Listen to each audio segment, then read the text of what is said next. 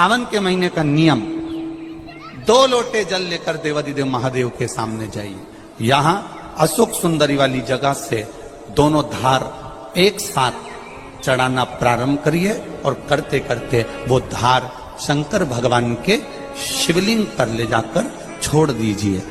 ये सावन के महीने के अगर आपने मात्र 7 दिन भी लगातार अगर ये धार आपने चढ़ा ली है तो देवादिदेव महादेव की कृपा से 3-4 महीने में सूचना आपको प्राप्त हो ही जाए। आपके घर के पास में जो शिवालय है भगवान शंकर का एक छोटा सा शिवलिंग है, मानो अगर दिल से तुमने मान लिया कि ये केदारनाथ है, दिल से तुमने मान लिया कि ये महाकाल है, दिल से तुमने मान लिया कि भीमा शंकर है, दिल से तुमने मान लिया कि ये मल्लिकार्जुन है, दिल से तुमने मान लिया कि विश्वनाथ है। जिस दिन तुम्हारा मन पर जाए, श्रावण के महीने में जब तुम 2 लोटा जल चढ़ाने के लिए जाओगे,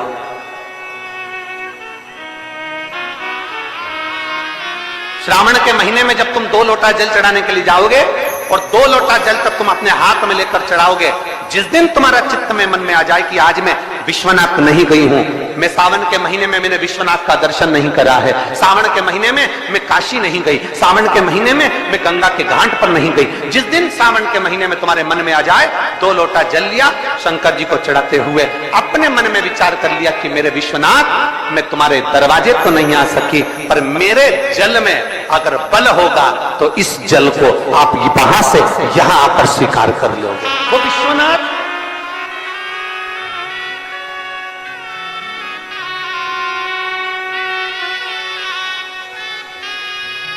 पहला दिन लगे 2 लोटा जल चालू कर दो। श्रावण के पूरे महीने 2 लोटा जल अपने घर से लेकर जाओ और अपने घर से जब जल लेकर जाओ तो ये विचार कर कर जाना, आज मैं शिव को काशी में, आज मैं शिव को केदार में, आज शिव को अमरनाथ में, आज शिव को भीमा शंकर में, आज शिव को मल्लिकार्जुन में। और फिर निवेदन करूंगा, जिस बहन को 19 और 20 साल तक भी औलाद नहीं हुई हो तो कृष्णेश्वर महादेव का नाम लेकर 2 लोटा जल तुम्बकेश्वर महादेव का नाम लेकर चढ़ा कर देखना, सावन के बाद में बाबा संतान जरूर देगा, झोली जरूर भरेगा।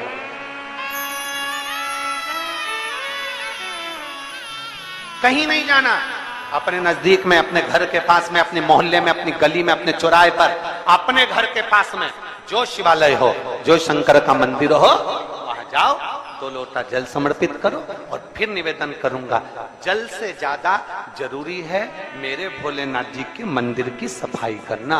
अब कीचड़ चालू हो जाएगा, पानी चालू हो जाएगा, सावन का महीना चालू हो जाएगा, अपने साथ एक कपड़ा लेकर जाओ, बाबा के मंदिर को पूरा साफ कर कर, बाबा के शिवलिंग का स्नान कर कर, बेलपत्र निर्माल्य जितना पड़ा है उसको उठाकर कहीं विसर्जन के लिए, किसी नदी तालाब बावड़ी में नहीं, किसी कुएं में नहीं, निर्माल्य तालाब में, नदियों में, बावड़ी में डालने के बाद वो निर्माल्य सड़ता रहता है, नदी नाले का पानी सूखता रहता है, उसमें कीचड़ इकट्ठा हो जाता है। उस निर्माल्य को इकट्ठा करो, गाड़ी में भरो, किसी एक खड्डा खोदकर वहां दबाकर उसकी खाद तैयार करो और बाद में बेलपत्री के वृक्ष के नीचे उसको डालते रहो। पर ध्यान रखना कि निर्माल्य हमें नदी तालाब बावड़ी कुएं में नहीं डालना है, महादेव से कहना नहीं आता।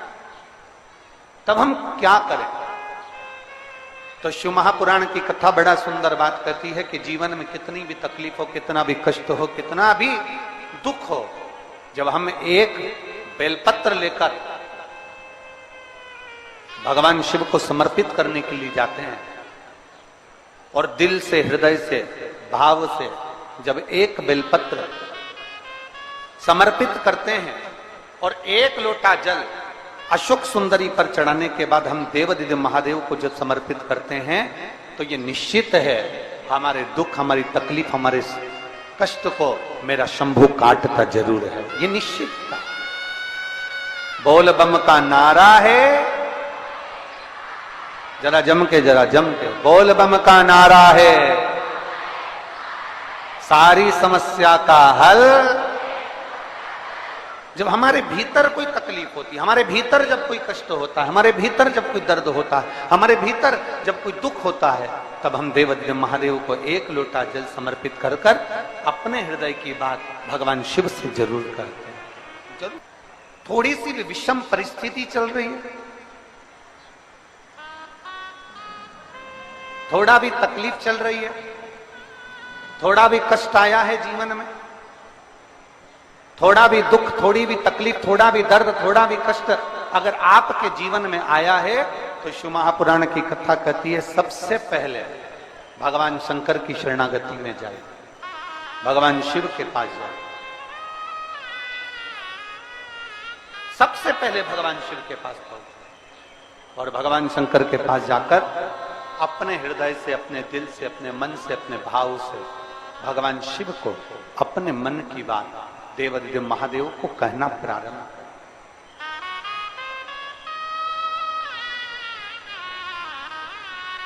अपने भीतर जो संशय है, अपने भीतर जो संशय उत्पन्न हुआ है, अपने भीतर जो हम संशय में आए हैं, उस संशय को मिटाने के लिए, अपने भीतर के दुख को, अपने भीतर की तकलीफ को, अपने भीतर के कष्ट को मिटाने के लिए कहीं दूसरी जगह नहीं जाए। शिव महापुराण की कथा कहती है अगर जीवन में दुख भी आया है, तकलीफ भी आई है, कष्ट भी आया है, पड़ोसी के यहाँ रिश्तेदारों को, नातेदारों को, कुटुंब को, कबीले को जाकर कहोगे, वो दुख मिटने वाला नहीं, वो संशय समाप्त होने वाला नहीं, वो तकलीफ समाप्त होने वाली नहीं, वो दुख समाप्त होने वाला नहीं। अगर जीवन में संशय आया है, जीवन में अगर तकलीफ आई है, जीवन में अगर कष्ट आया है, तो हमें शिव की शरणागति ग्रहण कर लेना चाहिए।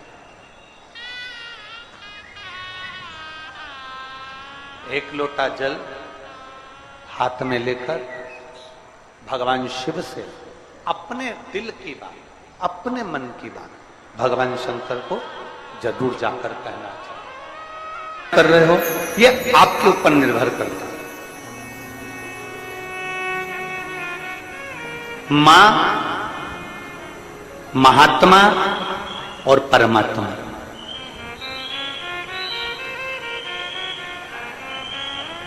एक मां, दूसरे नंबर पर महात्मा और तीसरे नंबर पर जम के बोलो जरा, अच्छे जम के बोलो, परमात्मा। ये तीन आपको देखते तक नहीं, फिर भी अपना पूरा प्रेम, अपनी पूरी वात्सल्यता, अपनी पूरी करुणा, अपनी पूरी उदारता ये आपके ऊपर उंडेल देते हैं। कौन कौन? जम के बोलो जरा। पहले नंबर पर आवाज नहीं आई, जम के जरा। मां, दूसरे नंबर पर महात्मा और तीसरे नंबर पर परमात्मा। जब बच्चा गर्भ में आता है, मां उसको देखती नहीं, मां ने उसको देखा नहीं। जब बच्चा गर्भ में आया, जब बच्चा गर्भ में पहुंचा तो मां ने उसको देखा नहीं, मां उसको देखी नहीं। बच्चा जब गर्भ में आता है तो मां ने उसको देखा नहीं होता है। बच्चा जब गर्भ में आता है तो मां उसको निहारी नहीं होती है, पर मां अपनी पूरी करुणा, अपनी पूरी उदारता, अपनी पूरी वात्सल्यता, अपना पूरा प्रेम मां उस बच्चे को दे देती है। पूरी करुणा दे दी मां ने, पूरी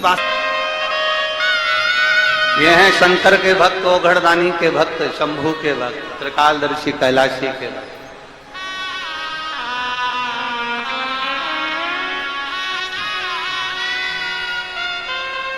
अपने नेत्रों से दर्शन करते रहते हैं। भगवान ब्रह्मा अपने नेत्रों से दर्शन करते रहते हैं, पर शंकर जी के नेत्र बंद रहते हैं, शिव जी के नेत्र बंद रहते हैं। शंकर भगवान समाधि में डूबे रहते हैं, शंकर भगवान समाधि में लीन रहते हैं। तो कई लोग, कई जिनके मुख में जो आता है, जिनके विचारों में जो आता है, वो कह देते हैं कि शंकर जी की आराधना नहीं करना चाहिए क्योंकि शंकर तो समाधि में डूबे रहते हैं, वो तो देखते ही नहीं है। पर उनको समझाना ये है कि नानू मां का चरित्र कह रहा है कि नानू मां के पिता मछली पकड़ने का जाल बनाते हैं और ध्यान नानू मां पर रहता है। एक पनिहारन पानी को लेकर जाती है, सिर पर हंडा मटके पर मटका, मटके पर मटका, मटके पर मटका रखती है, चलती जाती है, पड़ोसन से बात करती है, पर ध्यान मटके पर रहता है। एक माँ अपने बच्चे को लेकर बाजार में जाती है, सामान कितना भी खरीदे पर बच्चे पर ध्यान रहता है। एक पिता अपने काम में ध्यान देता रहता है।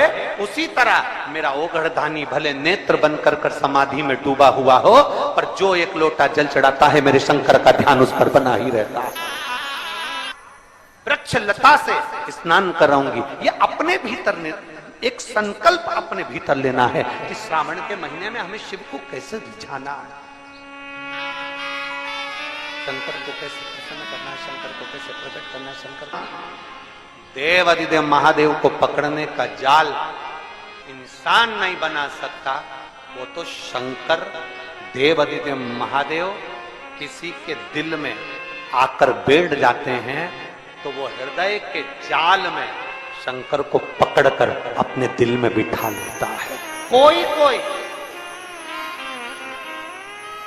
लिंग के सम्मुख में सत्य बोला है। घर में जब शुभ आयोजन होगा, घर में जब शुभ शकुन होगा, घर में जब शुभ कार्य किया जाएगा, घर में जब वंश की वृद्धि हो रही होगी, घर में कोई नया मेहमान आ रहा होगा, घर में कोई आतिथ्य हो रहा होगा, कोई नया मुहूर्त हो रहा होगा, तब हे नारायण आप सत्य बोले हो, इसलिए आपकी पवित्र पूजन प्रत्येक घर में पूर्णिमा, अमावस्या, एकादशी, द्वादशी, संक्रांति आदि का अधिक दिन आपके इस स्वरूप की पूजन पूरा ब्रह्मांड करेगा और आपको लोग सत्यनारायण भगवान के नाम से पुकारेंगे। बोल सत्यनारायण भगवान की। इसीलिए स्कंद पुराण का रेवा खंड कहता है, इसलिए हमारे यहाँ जब सत्यनारायण भगवान की हम कथा श्रवण करते हैं, प्रथम अध्याय पूर्ण होता है, द्वितीय अध्याय पूर्ण होता है, तो विद्वान ब्राह्मण जन कहते हैं इति श्री रेवा खंडे प्रथम अध्याय। तो ऐसा रेवा खंड में से भगवान सत्यनारायण के सुंदर स्वरूप का वर्णन आता है। शिव महापुराण में से भगवान सत्यनारायण के स्वरूप का वर्णन आता है, भगवान शिव की पवित्र कथा का वर्णन आता है, भगवान शंकर के सुंदर स्वरूप का वर्णन आता है, और भगवान नारायण का एक नाम सत्यनारायण।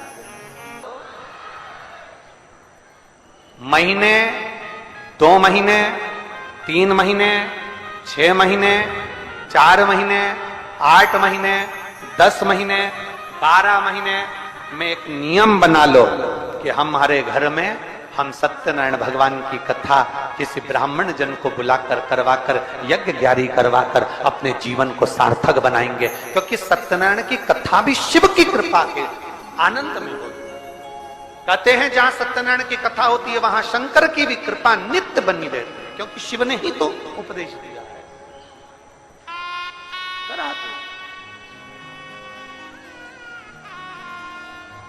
हमारे यहाँ तो माताएं बड़ा सुंदर सुंदर भजन भी गाती हैं। सत्यनारायण पर चढ़ेगा पर शिव पर कभी नहीं चढ़ेगा, कभी नहीं।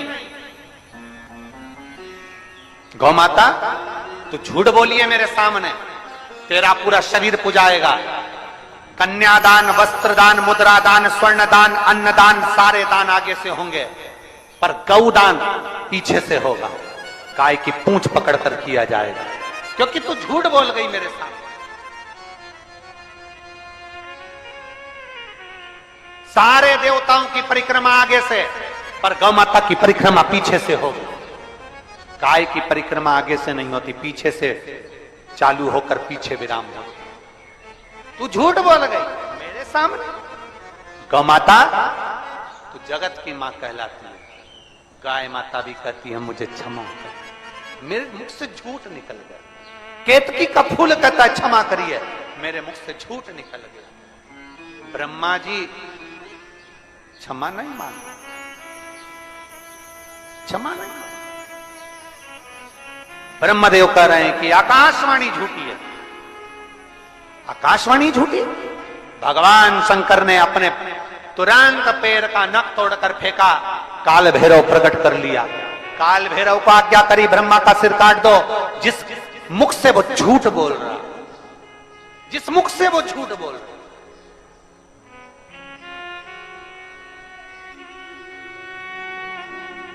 ब्रह्मा जी के सम्मुख में काल भैरव प्रकट हो गए। काल भैरव ने अपना हाथ की उंगली का नख तोड़कर फेंक कर ब्रह्मा जी के शीश को काट दिया। कटा हुआ सिर लुढ़कता लुढ़कता गया, उनके रक्त निकलता गया। कटा शीश भी झूठ बोलता रहा, झूठ बोलता। सत्य को प्रमाण की जरूरत नहीं होती, पर झूठ को प्रमाण चाहिए। सत्य एक दिन उजागर होता ही है, उसको कितना भी दबाया जाए। सत्य को कितना भी दबा ले, वो उजागर होगा। आज नहीं तो कल होगा, कल नहीं तो परसों होगा, आने वाली पीढ़ी को होगा, पर सत्य सामने जरूर आएगा। सत्य को कोई नहीं दबा सकता। चाहे दुनिया में कितना भी प्रपंच रच लो, चाहे दुनिया में कितना भी पाखंड रच लो, सत्य को दबाने के लिए तुम सारी पूरी जिंदगी निकाल देना, पर एक दिन सत्य सत्य होता है और सत्य दुनिया के सामने आता जरूर है। दब नहीं सकता, दम नहीं। कितना दबाओगे? सत्य को कितना झुकाने का प्रयास करोगे? सत्य को कितना दबाने का प्रयास करोगे? सत्य सम्मुख है, जिसके तट पर उत्तर प्रदेश की गवर्नमेंट ने बड़े बड़े बोर्ड लगा कर रखे हैं। ये कर्मनाशा है, इसमें हाथ ना लगाइए। ये कर्मनाशा है, इसमें अगर कोई इसके पानी का छींटा भी लग जाता है तो 7 पीढ़ी में किया गया पुण्य छिन्न हो जाता है। ऐसी कर्मनाशा नदी जिस पर पक्षी भी अपनी चोंच में जल नहीं भरता, जिस नदी का जल एक श्वान भी नहीं पीता, वो कर्मनाशा आज भी बहती है और बड़े बड़े बोर्ड लगे हैं। इस कर्मनाशा नदी का स्पर्श ना किया जाए। विद्वान, चतुर, संत, साधु, सन्यासी, तपस्वी उस कर्मनाशा नदी को कभी पार भी नहीं करते, क्योंकि कर्मनाशा के जल का छींटा लग गया तो हमारी पीढ़ी दर पीढ़ी में किया गया पुण्य समाप्त हो जाता।